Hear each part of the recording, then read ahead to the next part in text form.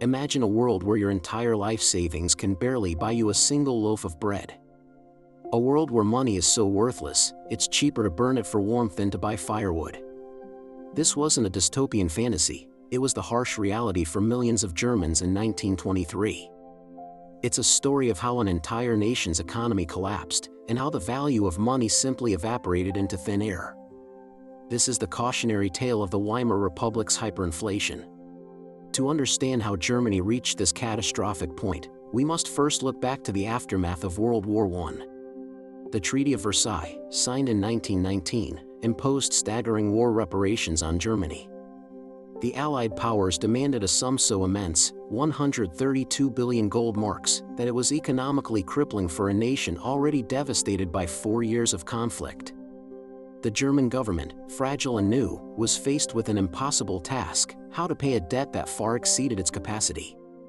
To finance the war, the German Empire had abandoned the gold standard, choosing to print money instead. This was a risky gamble, predicated on the belief that they would win the war and force the defeated Allies to foot the bill. But Germany lost.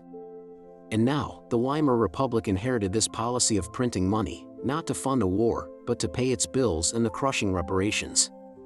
At first, it seemed like a manageable solution. The government printed marks to buy foreign currency, which was then used to make reparation payments. This process, however, continuously devalued the German mark. For every mark printed, the currency's purchasing power decreased just a little bit more. Initially, the slide was gradual. In early 1921, $1 was worth about 60 marks. While not ideal, it was far from a crisis. Life continued, and most citizens didn't feel the immediate impact of this slow-motion economic decay. But beneath the surface, the foundations of the economy were cracking. The government was trapped in a vicious cycle.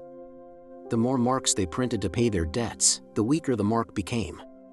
This weakness meant they had to print even more marks to acquire the same amount of foreign currency for the next reparation payment. It was a spiral, and it was accelerating. By the middle of 1922, the situation had noticeably worsened. The exchange rate had ballooned to over 300 marks for $1. Prices for everyday goods started to climb at an alarming rate. People on fixed incomes, like pensioners and war veterans, saw their savings erode month by month. What was once a comfortable nest egg was quickly becoming insufficient to cover basic living expenses. The real tipping point, however, came in January 1923. Frustrated with Germany's repeated defaults on its coal and timber reparation payments, French and Belgian troops occupied the Ruhr Valley. The Ruhr was Germany's industrial heartland, the source of its economic might. This occupation was a devastating blow. The German government, in an act of defiance, called for passive resistance. Workers in the Ruhr were encouraged to go on strike and refuse to cooperate with the occupying forces. To support these striking workers and their families, the government promised to continue paying their wages. But how could they pay millions of striking workers when their main industrial region was paralyzed? Their answer was simple and catastrophic: they turned on the printing presses like never before. The government began printing money on an unprecedented scale to finance the passive resistance. This was the final push that sent the German economy tumbling over the cliff into the abyss of hyperinflation. The numbers that followed are almost incomprehensible. In January 1923, a loaf of bread cost around 250 marks. By July, it was 3,500 marks. By September, it had soared to 1.5 million marks. And by November 1923, at the absolute peak of the hyperinflation, a single loaf of bread cost an astronomical 200 billion marks. The value of the mark was plummeting not just daily, but hourly. Daily life became a surreal and desperate race against time.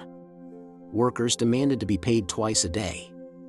As soon as they received their wages, they would rush to the stores to spend the money before it became worthless. Wives would meet their husbands at the factory gates, take the wheelbarrows full of cash, and immediately run to the market. A few hours' delay could mean the difference between buying food for the family or going home with nothing. The very concept of money lost all meaning. A postage stamp that cost a few pfennigs before the war now cost billions of marks. People used banknotes as wallpaper, as kindling for their stoves, and children played with stacks of cash as if they were building blocks. A famous anecdote tells of a woman who used a suitcase to carry her money to the market. She left the suitcase unattended for a moment, and when she returned, she found that a thief had stolen the suitcase but left the worthless piles of money behind. The social fabric of the country was torn apart. The middle class, once the bedrock of German society, was wiped out.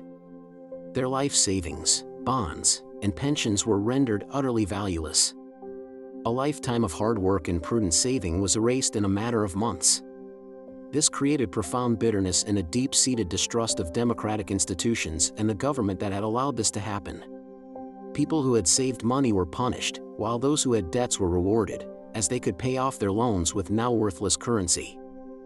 Farmers, who produced tangible goods, fared better and were often unwilling to trade their valuable produce for useless paper money. This led to severe food shortages in the cities, adding hunger to the list of miseries afflicting the urban population. Bartering became the primary mode of exchange. A pair of shoes might be traded for a bag of potatoes, or a dental appointment for a few pounds of flour. The chaos and despair created fertile ground for political extremism. Radical parties from both the left and the right capitalized on the public's anger and desperation, promising simple solutions and scapegoats for the nation's problems. The economic collapse fueled political instability, culminating in events like the Munich Beer Hall Putsch in November 1923, an early attempt by Adolf Hitler and the Nazi Party to seize power. Finally, in November 1923, the German government took drastic action to halt the madness. A new currency, the Rentenmark, was introduced. One Rentenmark was valued at 1 trillion of the old, worthless paper marks. Crucially, the government stopped the indiscriminate printing of money.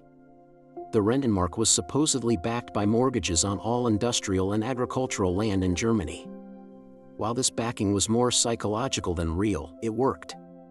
Combined with a strict new fiscal policy and the renegotiation of reparation payments under the Dawes Plan, the introduction of the Rentenmark successfully stabilized the currency. The hyperinflation was over. But the scars remained. The economic trauma of 1923 left a permanent mark on the German psyche. It destroyed faith in the Weimar Republic and created a deep-seated fear of inflation that persists in Germany to this day. The experience of hyperinflation taught a powerful lesson, that money is ultimately an act of faith. Its value is based on a shared belief in the stability and credibility of the institution that issues it. When that faith is broken, money can become as worthless as the paper it is printed on.